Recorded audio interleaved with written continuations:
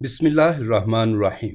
میرا بھائی سخت گرمی کے دنوں میں روز چھت پر جا کر دھوپ میں کھڑا ہو جاتا، جس کی وجہ سے روز اس کو ہاسپٹل لے کر جانا پڑتا۔ میں حیران ہوتی کہ وہ ایسا کیوں کرتا ہے۔ راز جاننے کے لیے بھائی کو سلا کر ایک روز خود اس کے کپڑے پہن کر چھت پر جا کر کھڑی ہو گئی، اور جب مجھے ہاسپٹل لے کر گئے تو وہاں موجود نرس میرے پاس بھاگتی ہوئی آئی اور میرے پیٹ پر کپڑا باندھ کر، میرا نام جمیلہ ہے، ہم لوگ 7 بہنیں اور ایک بھائی تھے۔ ہمارا بھائی سب سے چھوٹا تھا اور اس کا نام خرم تھا۔ ہمارے بابا اب اس دنیا میں نہیں تھے، ان کو کینسر کا مرض کھا گیا۔ ان کے آخری وقت میں رشتہ داروں نے ان کا ساتھ نہ دیا۔ وہ ہمیں یہ کہہ کر گئے کہ میرے جانے کے بعد میرے رشتہ داروں سے کوئی تعلق رکھنے کی ضرورت نہیں ہے۔ وہ اکثر یہ بھی کہا کرتے تھے کہ میری ساری اولاد بد نصیب ہے۔ وہ ایسا کیوں کہتے تھے؟ وہ ہمیں تاکید کر گئے کہ میرے جانے کے بعد میرے رشتہ داروں میں سے کوئی بھی میرے گھر آیا تو سمجھ جانا کہ میری روح کو بھی تکلیف پہنچے گی۔ ہم نے بابا کے جانے کے بعد اپنے رشتہ داروں میں سے کسی کے ساتھ کوئی تعلق نہیں رکھا تھا۔ ہمارے گھر میں بہت سی مصیبتوں نے ڈیرے ڈالے۔ میری ماں بیمار ہو گئی، میری ایک بہن کی ہم نے شادی کی، اس کو 9 مہینے کے بعد طلاق ہو گئی اور وہ ایک بیٹی لے کر ہمارے گھر واپس آ گئی۔ میری سرکاری نوکری تھی جو میرے بابا کے جانے کے بعد لگی، اسی وجہ سے ہمیں سکون بھی تھا کیونکہ میری وجہ سے ہی ہمارا گھر چل رہا تھا۔ یوں تو میں اپنی بہنوں میں بڑی نہیں تھی، مجھ سے بڑی 2 بہنیں اور بھی تھیں، لیکن میری نوکری لگ گئی اور میں گھر چلاتی تھی تو مجھے ہی سب گھر کا بڑا سمجھتے تھے۔ جس بہن کو طلاق ہوئی، سال بعد اس کی شادی ہوئی، اب وہ اپنے گھر میں خوش تھی۔ اسی طرح میں نے اس سے بڑی 2 بہنوں کی شادی کروا دی تھی، لیکن اب بھی ہم گھر میں 4 بہنیں باقی تھیں اور ایک بھائی ہمارا سب سے چھوٹا تھا، میرے والد صاحب کا لاڈلا۔ جب سے میرے بابا اس دنیا سے گئے بہت بدتمیز اور خودسر ہو گیا تھا۔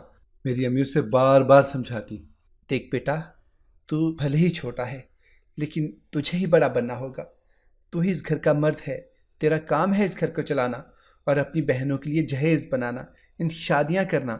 بہن بے شک بڑی ہو لیکن عورت کی کمائی میں اللہ نے برکت نہیں رکھی، اسی لیے یہ سب تجھے ہی کرنا ہے۔ ویسے بھی وہ اتنا بھی چھوٹا نہیں تھا، اس کی عمر اب 19 سال تھی۔ ہم نے کئی دفعہ اسے کاروبار بنا کر دیا لیکن وہ دکان پر بیٹھتا ہی نہیں تھا۔ دکان پر نہ بیٹھے تو پھر دکان چلے کیسے؟ اسی طرح اسے جتنی دفعہ بھی قرضے لے کر ہم نے کاروبار کروایا، اس نے ہمارا بہت نقصان کروایا۔ کبھی کہتا، میں کپڑے کا کاروبار شروع کروں گا، مجھے 1 لاکھ روپیہ دے دیں۔ میں کسی طرح سے اپنی تنخواہ میں سے ایڈوانس پیسے لے کر اسے پیسے دے دیتی، لیکن وہ پیسے بھی ڈبو دیتا۔ اب تو سب کو پتا تھا کہ یہ بھروسے کے قابل نہیں ہے، اسی لیے اسے کوئی 1 روپیہ بھی نہیں دیتا تھا، نہ ہی کوئی اسے کام پر رکھنا چاہتا تھا۔ اب تو میری ماں بھی اس کو پیسے نہیں دیتی تھی، وہ جانتی تھی کہ میں بہت مشکل سے پیسے کماتی ہوں اور میری محنت کی کمائی ہے جو وہ اس پر ضائع نہیں کرنا چاہتی تھی۔ جب بھی میری ماں سے پیسے مانگتا تو میری ماں اسے یہی کہتی کہ اپنے پیسے تم خود کما لو۔ یوں تو ہمیں خرم کی طرف سے ہمیشہ ہی بری خبر ملتی تھی، لیکن اب اس نے گھر میں ایک عجیب سا کام شروع کر دیا تھا۔ اس کی بھنک بھی سب سے پہلے مجھے ہی پڑی کیونکہ میں سب پر نظر رکھتی تھی۔ میرا بھائی ایک بہت عجیب کام کرتا تھا، وہ روز دوپہر کو بے ہوش ہو جاتا۔ سمجھ نہیں آتی تھی کہ یہ لڑکا ایسا کیا کرتا ہے۔ وہ گرمی کے دن تھے، جون جولائی کے مہینے، موسم بہت گرم ہوتا تھا، ایسے میں اس کا روز بے ہوش ہو جانا ہم سب کو بہت پریشان کر رہا تھا۔ آج پھر یہی ہوا، خرم بے ہوش ہو گیا۔ میری ماں نے ہمیں پریشان ہو کر آوازیں دیں اور کہا کہ خرم چھت پر بے ہوش ہو گیا ہے۔ اسے چھت سے اتارنے کے لیے مجھے اپنے بہنوئی کو بلانا پڑا جو 2 گلیاں چھوڑ کر ہی رہتے تھے۔ وہ بھی حیران رہ جاتے کہ یہ کیا ہو رہا ہے۔ تیسری دفعہ یہ لڑکا بے ہوش ہوا تھا، اسے ہم ڈاکٹر کے پاس لے گئے۔ ہمارے محلے میں ایک ہی ہاسپٹل ہے جو ہمیں سب سے قریب پڑتا تھا، ہمیشہ اسے وہیں لے کر جاتے تھے۔ ڈاکٹر کہتا، کوئی مسئلہ نہیں ہے، اس نے ٹینشن لی ہے، اس لیے یہ بیمار ہے، اس کا خیال رکھیے۔ اب تو ہمیں یہ لگنے لگا کہ بیچارہ واقعی ٹینشن لینے کی وجہ سے بے ہوش ہو جاتا ہے، کیونکہ صحت تو اس کی کوئی اتنی اچھی نہیں۔ لیکن پھر میں اس بات کی تہ تک پہنچ گئی اور یہ جان کر حیران رہ گئی کہ میرا چھوٹا بھائی جو روز روز بے ہوش ہو جاتا ہے وہ کوئی قدرتی بے ہوشی نہیں تھی، وہ اپنے ساتھ کچھ ایسا کرتا تھا جس کی وجہ سے وہ بے ہوش ہو جایا کرتا تھا۔ ہمارے گھر کی یہ روٹین تھی کہ جب میں اسکول میں پڑھا کر واپس گھر آ جاتی تو دوپہر کا کھانا کھانے کے بعد عصر سے پہلے تک جتنا بھی ٹائم ہوتا اس میں ہم سب سو جایا کرتے تھے۔ ہمارے گھر میں بہت خاموشی ہوتی تھی، پھر عصر کی نماز پڑھتے، چائے پیتے اور پھر اس کے بعد شام کے کام کیا کرتے تھے۔ ایک دن میں نے سوچ لیا کہ آج میں پتہ لگا کر ہی رہوں گی کہ یہ ہمیشہ چھت پر ہی کیوں بے ہوش ہوتا ہے۔ خرم جب گھر آیا سارے سو رہے تھے اور سیدھا چھت پر وہ چلا گیا۔ میں نے یہ بھی دیکھا کہ اس گرمی میں اس نے ایک بہت ہی گرم جیکٹ پہن رکھی تھی، جس کی ٹوپی بھی اس نے اوڑھ رکھی تھی۔ وہ چھت پر گیا اور ایک مخصوص سمت کی طرف سر کر کے تپتی دھوپ میں کھڑا ہو گیا۔ میں اس کے پیچھے ہی کھڑی تھی۔ تھوڑی دیر کھڑے ہونے سے میرا سر بھی گرم ہو کر گھومنے لگا تو ایک شیڈ کے سائے میں آ گئی، لیکن وہ لڑکا اتنی دھوپ میں وہاں کیسے کھڑا تھا یہ سمجھ سے باہر تھا۔ دھوپ اتنی تیز تھی کہ 15 سے 20 منٹ میں ہی اس کا سر چکرانے لگا اور وہ بے ہوش ہو گیا۔ اس کے بعد پھر وہی سب کو بلایا، اس کو چھت سے اتارا اور ہاسپٹل لے گئے۔ ہاسپٹل میں بھی ہمیشہ ایک ہی ڈاکٹر موجود ہوتا تھا جو اسے دیکھ کر آج بھی حیران تھا۔ اب میں اتنا تو سمجھ گئی تھی کہ یہ لڑکا جان بوجھ کر بے ہوش ہوتا ہے۔ آخر یہ چاہتا کیا تھا؟ کہیں یہ ہم سے ہمدردی تو حاصل نہیں کرنا چاہتا تھا کہ ہم اسے کوئی کام نہ کہیں اور سوچے کہ بیچارہ بیمار ہے تو اسے گھر میں آرام کرنے دیں؟ لیکن بات اتنی سیدھی نہیں تھی، کیونکہ یہ ایک مخصوص سمت کی طرف منہ کر کے کھڑا تھا اور اس نے اپنے بازو پھیلائے ہوئے تھے۔ پہلے میں نے سوچا کہ شاید کسی لڑکی کا چکر ہے کہ جس سے یہ چھت پہ جا کے باتیں کرتا ہے، لیکن مجھے یاد تھا کہ یہ صرف کھڑا تھا، نہ تو کسی سے باتیں کر رہا تھا اور نہ ہی اس کے سامنے کوئی کھڑا تھا، اور جس سمت میں یہ دیکھ رہا تھا اس طرف تو ان لوگوں کے گھر تھے کہ جن کے گھر میں کوئی جوان لڑکی ہی نہیں تھی اور نہ ہی ان کی چھت پر کوئی آیا کرتا۔ میں نے اپنے دماغ میں ایک پلان سوچ لیا، اور ایک دن جب سب کھانا کھا رہے تھے تو میں نے کہا، میں نے خرم کے لیے ایک لڑکی دیکھی ہے۔ اس سے پہلے کہ خرم بولتا، میری ساری بہنیں اور ماں میرے پیچھے پڑ گئیں کہ کام شام یہ کچھ کرتا نہیں ہے اور تم اس کے لیے لڑکیاں دیکھتی پھر رہی ہو۔ تو میں نے کہا کہ بڑے بڑے بگڑے ہوئے لوگ ہوتے ہیں، جب شادی ہو جائے تو بالکل ٹھیک ہو جاتے ہیں، ہم اس کی شادی کروا دیتے ہیں۔ شادی نہیں تو منگنی ہی کروا دیں گے، شادی تک یہ کوئی نوکری کرے، جیسے ہی اس کی نوکری پکی ہوگی اس کی شادی کروا دیں گے۔ میری باتوں میں میرے گھر والے تو آ ہی گئے، جبکہ خرم چپ چاپ بیٹھ کر کھانا کھا رہا تھا اور میں مسلسل اس پر نظر رکھ کر بول رہی تھی، کیونکہ میں دیکھنا چاہتی تھی کہ یہ کہتا کیا ہے۔ اور حیران تو میں اس بات سے ہوئی کہ کھانے کے بعد وہ اٹھا اور ہاتھ دھو کر باہر چلا گیا۔ اس نے کوئی رد عمل ہی نہیں دیا۔ میرے گھر والوں نے مجھ سے بعد بھی باتیں کی کہ تم نے سچ میں لڑکی دیکھی ہے؟ تو میں نے کہا کہ نہیں، میں مذاق کر رہی تھی، میں دیکھنا چاہتی تھی کہ یہ کیا کرتا ہے۔ میری ماں نے کہا کہ اسے تنگ مت کرو، پہلے ہی بیمار ہے۔ اس بات سے میرے دماغ میں ایک اور ترکیب آ گئی۔ میں نے ماں کو کہا کہ اگر یہ بیمار ہے تو اس کو کسی کے پاس دم کروانے لے جائے، لگتا ہے اس کو کسی کی نظر لگ گئی ہے۔ امی نے کہا کہ ہاں تم ٹھیک کہتی ہو، ایسا ہی کوئی معاملہ ہے، میں آج ہی اس کو مفتی صاحب کے پاس لے جاتی ہوں، وہ دم کریں گے تو یہ ٹھیک ہو جائے گا۔ ساتھ ہی ان کو کہوں گی کہ اس کے لیے کوئی تعویذ دیں کہ اس کی اچھی سی کوئی نوکری بھی لگ جائے۔ میں نے امی کو کہا کہ آج ہی اس کو لے جائیں، آج جمعے کا دن ہے، مفتی صاحب بھی فارغ ہوں گے۔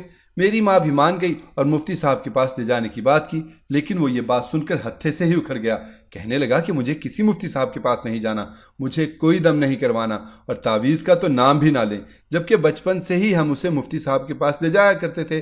10 سال کی عمر تک تو اس کے گلے میں یہ بڑے بڑے تعویذ تھے، اب اچانک سے ایسے کیوں پیش آ رہا تھا کہ مجھے تو جانا ہی نہیں ہے۔ امی نے اسے بہت سمجھایا، لیکن وہ مفتی صاحب کے پاس نہیں گیا۔ امی نے اس بات پر زیادہ توجہ نہیں دی تھی، کیونکہ وہ ہمیشہ کہتی تھی کہ خرم بہت موڈی قسم کا بچہ ہے، کبھی کچھ کہتا ہے تو کبھی کچھ، لیکن اب بھی اس کی وہی روٹین تھی، ایک نہیں تو دوسرے دن وہ بے ہوش ہو جاتا تھا۔ اب تو سب گھر والے پریشان ہو گئے تھے۔ ایک دن اس سے میری چھوٹی بہن نے پوچھ لیا کہ تم ہمیشہ چھت پر ہی کیوں بے ہوش ہو جاتے ہو؟ تو اس نے کہا کہ اچانک سے میرا دل گھبرانے لگتا ہے تو میں چھت پر چلا جاتا ہوں تاکہ کھل کے سانس لے سکوں، لیکن مجھے پتہ ہی نہیں چلتا کہ میں کب بے ہوش ہو جاتا ہوں۔ ایک دن میں نے ارادہ کر لیا کہ مجھے کیا کرنا ہے۔ میں نے خرم کی روز مرہ کی روٹین پر گہری نظر رکھی ہوئی تھی۔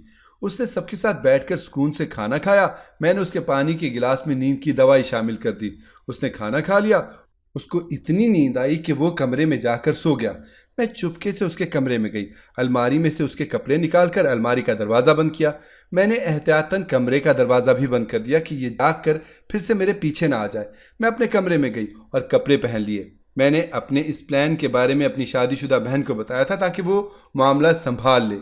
خرم شدید گرمی کے موسم میں بھی ایک لمبی جیکٹ پہن کر اس کی ٹوپی سر پہ پہن لیتا تھا۔ میں نے بھی اسی طرح کیا۔ ٹوپی سر پر کرنے سے پتہ بھی نہیں چل رہا تھا کہ میں خرم ہوں یا کوئی اور۔ میں چھت پر گئی اور اس سمت منہ کیے کھڑی ہو گئی جس سمت خرم منہ کر کے کھڑا ہوتا تھا۔ جب میں اس سمت منہ کیے کھڑی ہوئی تو مجھے یہ بات پتہ چلی کہ وہ دراصل سورج کی طرف منہ کر کے کھڑا ہوتا تھا، اور گرمی میں سورج کو کھلی آنکھوں سے دیکھنا کوئی آسان کام نہیں تھا۔ جب خرم کو میں نے دیکھا تھا تو اس سے بے ہوش ہونے میں 10 سے 15 منٹ لگے تھے، لیکن ابھی میں یہاں آئی تھی اور ابھی سے ہی میرا سر چکرانے لگا تھا۔ میں نے اس پلان میں اپنے بہنوئی اور شادی شدہ بہن کو بھی شامل کیا تھا، کیونکہ صرف وہ دونوں ہی میری بات سمجھ سکتے تھے۔ وہ مجھے اٹھا کر ہاسپٹل لے گئے۔ میرا چہرہ اب بھی ڈھکا ہوا تھا۔ انہوں نے ہنگامہ مچایا اور میرے چہرے سے کپڑا ہٹانے نہیں دیا۔ ڈاکٹر صاحب آج وہاں پر موجود نہیں تھے، شاید نماز پڑھنے گئے تھے، لیکن وہ نرس پاگلوں کی طرح میری سمت بھاگی جو ہمیشہ خرم کا علاج کرتی تھی، وہ میرے پاس آئی اور میرے پیٹ پر سے کپڑا ہٹا کر پوچھنے لگی۔ میں نے اسے بھاری آواز میں کہا، یہ کیا کر رہی ہو؟ تو کہنے لگی کہ روز ہی تو یہی کرتی ہوں، آج چونک کیوں رہے ہو؟ اور آج تم اتنے پریشان کیوں ہو رہے ہو؟ میں حیران و پریشان رہ گئی کہ آخر روز کیا کرتی ہے؟ کیا یہ بھی خرم کے ساتھ ملی ہوئی ہے؟ کیا یہ جانتی ہے کہ میرا بھائی کیا کر رہا تھا؟ اس سوال نے مجھے مزید حیران کر دیا۔ اس نے کہا، وہ کہاں ہے؟ وہ کہاں ہے؟ آج وہ تمہارے پیٹ پر کیوں نہیں ہے؟ میں حیران رہ گئی کہ یہ کس چیز کی بات کر رہی ہے۔ بولو بھی خرم، وہ پٹی کہاں ہے؟ اس پٹی کو تو تمہارے پیٹ پر ہی ہونا چاہیے تھا۔ کیا کل تم نے وہ پٹی اپنے پیٹ پر نہیں باندھی تھی؟ کہاں ہے وہ؟ بہت پریشان تھی وہ، بے حد پریشان لگ رہی تھی کہ جیسے یہ اس کی زندگی اور موت کا سوال ہے۔ میں حیران رہ گئی، آخر یہ کس پٹی کے بارے میں پوچھ رہی ہے؟ میں نے اپنے چہرے سے ٹوپی ہٹائی تو وہ مجھے دیکھ کر ہکا بکا رہ گئی، اور اس قدر جلدی میں تھی وہ کہ یہ بھی محسوس نہ کر پائی کہ میں خرم نہیں بلکہ ایک عورت ہوں، کیونکہ میں نے خرم کے کپڑے پہن رکھے تھے۔ کون ہو تم؟ خرم کہاں ہے؟ وہ گھبرا گئی اور مجھ سے یہی سوال کرنے لگی۔ کس پٹی کی بات کر رہی ہو؟ کیا کر رہی ہو تم میرے بھائی کے ساتھ؟ کون سی کالی پٹی؟ کیوں آتا ہے وہ یہاں ہر روز؟ بولا نہیں تو میں تمہیں پولیس کے حوالے کر دوں گی۔ میں نے اپنا فون نکالا اور اس پر پولیس کا نمبر ڈائل کر کے اسکرین اس نرس کی طرف کر دی اور کہا کہ ابھی کے ابھی مجھے سب کچھ بتاؤ، نہیں تو میں ابھی پولیس کو کال کر دوں گی۔ تم چاہے پولیس کو بلاؤ یا کسی اور کو، میرا کچھ نہیں کر سکتی، کیونکہ ڈاکٹر صاحب بھی میرا ہی ساتھ دیں گے۔ وہ بہت سینہ تان کے بولی تھی، لیکن جب ڈاکٹر کمرے میں آئے تو اس کی ہوائیاں اڑ گئیں، کیونکہ یہ وہ ڈاکٹر نہیں تھا جو ہمیشہ ڈیوٹی پر ہوتا تھا۔ آج کوئی اور ڈاکٹر آیا تھا۔ اتنا تو میں بھی سمجھ گئی تھی۔ میں فوراً ڈاکٹر صاحب کی طرف بڑھی کہ اس نے میرا ہاتھ پکڑ لیا۔ کہنے لگی، میں تمہیں سب بتاتی ہوں، ڈاکٹر صاحب کو کچھ مت کہنا، یہ سب سے بڑے ڈاکٹر ہیں، اگر ان کو کچھ پتہ چل گیا تو یہ مجھے نوکری سے نکال دیں گے۔ میں خرم کو 2 ماہ سے جانتی ہوں، جب سے وہ بے ہوش ہو رہا ہے۔ اس سے پہلے سے میں اور خرم ایک دوسرے کو بہت پسند کرتے ہیں، لیکن میرا باپ کہتا ہے کہ جس سے میں تمہاری شادی کروں اس کے پاس کم سے کم نوکری اور اپنا گھر ہونا چاہیے، اور آپ بھی جانتی ہیں کہ خرم کے پاس ان دونوں چیزوں میں سے کچھ بھی نہیں ہے۔ اس لیے میں نے اسے کام بتایا جس سے ہم دونوں کا لاکھوں کا فائدہ ہونے والا تھا، اور ہم اس سے شادی کرنے والے تھے۔ کس قسم کا کام اور کون کام کروا رہا تھا تم سے؟ یہ کام مجھے پوری بات بتاؤ، نہیں تو میں تمہارے بڑے ڈاکٹر کو سب کچھ بتا دوں گی۔ وہ لڑکی بہت ڈری ہوئی نظر آنے لگی۔ اس نے کہا کہ ویسے بھی اب ہماری جان کو خطرہ ہے۔ یہ تم کیا بات کر رہی ہو؟ میرا دل بھی ڈر گیا تھا کہ کہیں میرے اکلوتے بھائی کو کچھ ہو نہ جائے۔ اگر اسے کچھ ہو جاتا تو ہم کیا کرتے؟ میری ماں تو جیتے جی مر جاتی۔ اس لڑکی نے بتایا کہ آپ کے گھر کے پیچھے ایک شادی شدہ جوڑا رہتا ہے جن کے ہاں 15 سال سے اولاد نہیں ہوئی، لیکن وہ بہت زیادہ امیر ہے۔ ان کو کسی بابا نے بتایا تھا کہ ان پر بندش کروائی گئی ہے، اور اس کی بندش کو توڑنے کے لیے ان کو ایک عمل بتایا گیا تھا، لیکن وہ یہ عمل خود نہیں کر سکتے تھے۔ انہوں نے اس عمل کو کامیاب کرنے کے لیے 3.5 لاکھ روپے دینے کا وعدہ کیا تھا۔ یہ ایک خطرناک عمل تھا، کیونکہ اس عمل کو کرنے کے لیے روز اپنی جان پر کھیلنا ہوتا ہے۔ اس عمل میں ایک نوجوان لڑکے کو سورج کی طرف منہ کر کے کھڑا ہونا ہوتا ہے اور کمر پر ایک کالی پٹی باندھنی ہوتی ہے۔ اسے تب تک کھڑے رہنا ہوتا ہے جب تک وہ بے ہوش نہ ہو جائے، اور اس کے بے ہوش ہونے کے آدھے گھنٹے کے اندر وہ پٹی اس کی کمر سے اتار کر اس عورت کو دی جاتی ہے جس کے ہاں اولاد نہ ہو رہی ہو۔ وہ عورت اسے اپنے پیٹ پر باندھ دیتی ہے، اور 1 مہینے تک ایسا کرنے سے اس کے ہاں حمل ٹھہر جائے گا۔ اسی لیے میں اس وقت ڈیوٹی پر رہتی تھی۔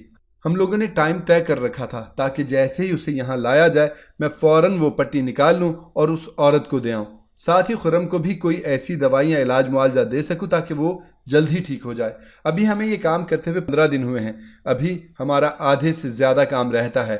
ان لوگوں نے کہا تھا کہ اگر ہم نے یہ کام چھوڑ دیا تو ہمیں بہت بڑا نقصان ہو جائے گا۔ آپ ہمیں یہ کام کرنے دیں، نہیں تو آپ کے بھائی کی جان کو بھی خطرہ ہے۔ میں نے اس لڑکی کے منہ پہ تھپڑ رسید کیا اور اسے بہت برا بھلا کہا۔ میں نے اسے کہا کہ تم نے ہی یہ سب میرے بھائی کے دماغ میں ڈالا ہوگا۔ میں واپس گھر آ گئی اور سارے بڑوں کو بٹھا کر ان کو یہ ساری داستان سنا دی۔ خرم بھی وہی موجود تھا۔ سب نے اس کو لعنت ملامت کی اور کہا کہ جادو کرنے اور کروانے والا دونوں جہنمی ہیں، اور تم زندگی اور آخرت دونوں کو برباد کرنا چاہتے تھے۔ شام کو میں اور میری امی ان دونوں میاں بیوی کے گھر بھی گئے۔ पहले उन्होंने दरवाज़ा ना खोला, इसलिए हमको झूठ बोलना पड़ा कि हम आपके मोहल्ले में ही रहते हैं और किसी के बारे में पूछने आए हैं। बातों बातों में हमने जिक्र किया तो वो हैरान और परेशान रह गए। हमने कहा कि हम आपकी इस हरकत के बारे में पुलिस को बता देंगे, इसलिए आइंदा मेरे भाई से बहुत दूर रहना। हम अभी भी चाहें तो आपकी शिकायत कर सकते हैं, मोहल्ले के मुफ्ती साहब से आपकी शिकायत कर सकते हैं, लेकिन हम ऐसा इसलिए नहीं कर रहे कि हम आपको एक मौका दे रहे हैं, क्योंकि आप परेशान हैं इसलिए इस किस्म की हरकतों में पड़ रहे हैं। औलाद देना या ना देना अल्लाह की मर्जी है, मेरे भाई से दूर रहना। हम सब ने खुर्रम को सामने बिठाया और उसे कहा कि अगर तुम उस लड़की से वाकई शादी करना चाहते हो तो पहले कोई अच्छी सी नौकरी करो और इन शॉर्टकट्स को छोड़ दो, हलाल की कमाओ।